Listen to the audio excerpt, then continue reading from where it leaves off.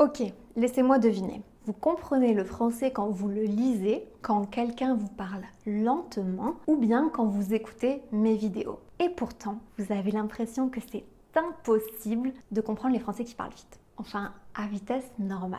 Dans cette vidéo, je vais vous donner des solutions.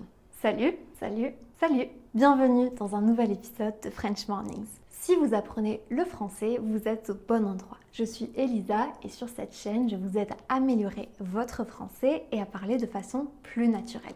N'hésitez pas à vous abonner pour être au courant de toutes les vidéos.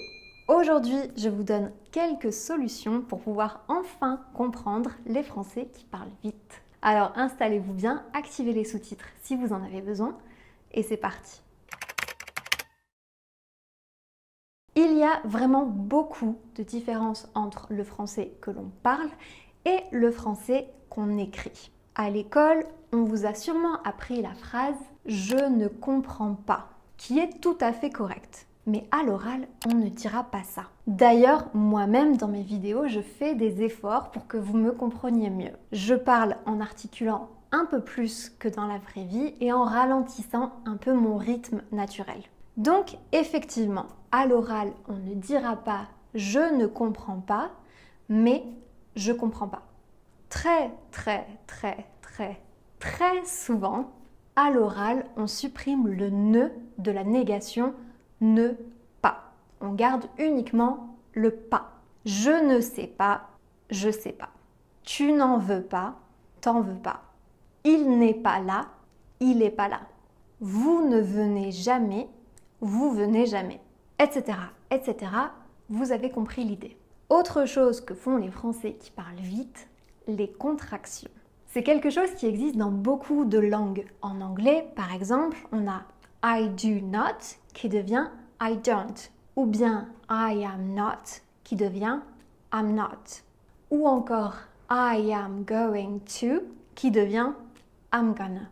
En anglais, il y en a vraiment beaucoup.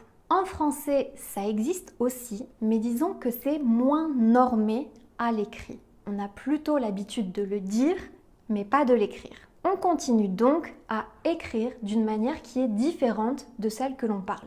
Quand on parle, on aime parler vite. C'est pour ça qu'on trouve beaucoup de contractions. Et c'est aussi un peu plus difficile à comprendre parce qu'on articule moins bien. D'ailleurs, si la prononciation en français, ça reste un peu compliqué pour vous, j'ai un guide de prononciation que vous pouvez télécharger gratuitement, le lien est en description. Ce que l'on contracte le plus en français, c'est la lettre E.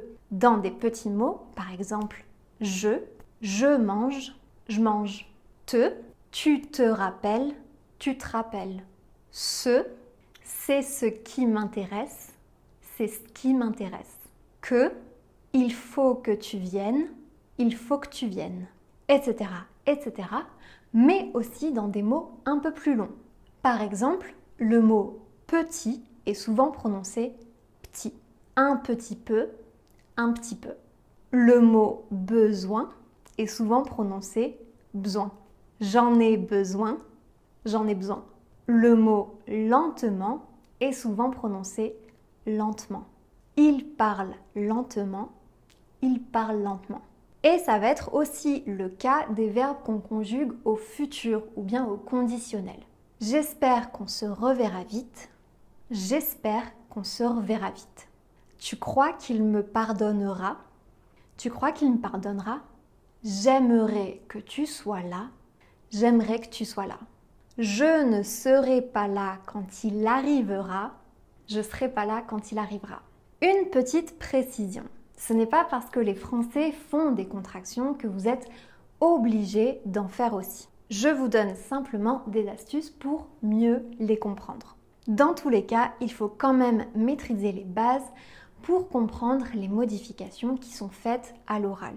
Et si vous cherchez un bon moyen d'apprendre les règles de grammaire et de conjugaison, alors je vous recommande la plateforme de langue en ligne Lingoda. Je travaille avec la plateforme Lingoda depuis très longtemps et je les remercie de sponsoriser encore une fois cette vidéo. Lingoda, c'est une école de langue en ligne avec des cours très bien organisés. Vous avez la possibilité de réserver le cours que vous voulez à l'heure que vous voulez. Les cours sont donnés par des professeurs natifs et il y a à chaque fois entre 3 et 5 élèves par cours.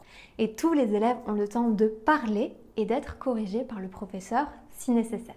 Vous avez même accès au matériel de la leçon avant si vous voulez être prêt au moment venu. Et après le cours, vous avez la possibilité de continuer à pratiquer avec des exercices en lien avec la leçon que vous venez de faire. Donc c'est une plateforme très sérieuse où tout est fait pour que vous progressiez rapidement. Et pour progresser encore plus vite, Lingoda organise le Lingoda Sprint Challenge. Si vous participez à 15 cours par mois, vous récupérez 50% du cashback ou bien 15 cours gratuits. C'est vraiment une super occasion pour vous motiver et progresser en seulement un mois.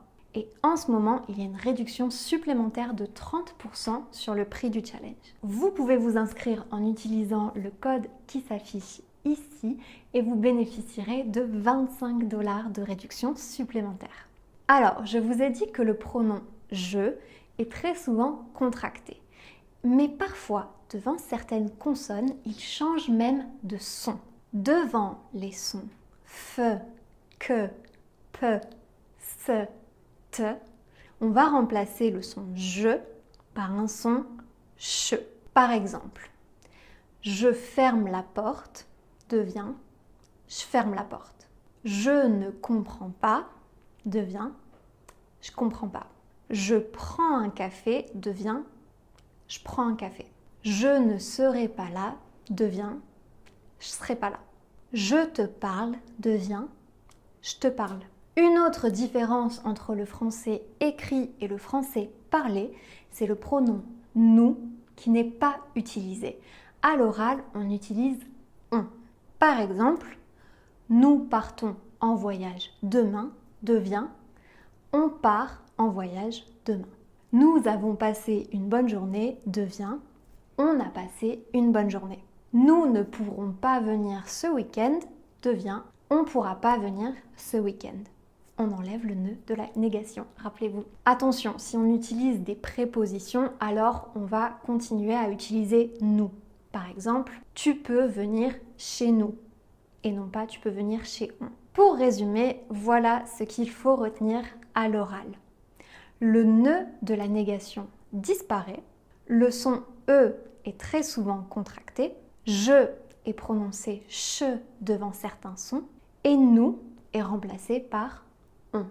Merci à tous d'avoir regardé cette vidéo. Si vous voulez apprendre le français avec moi, je vous conseille de commencer par télécharger mon guide French Foundations qui est disponible dans la description. Dites-moi en commentaire si vous avez remarqué d'autres différences entre le français écrit et le français oral. Il y en a vraiment énormément. Et je vous dis à très bientôt.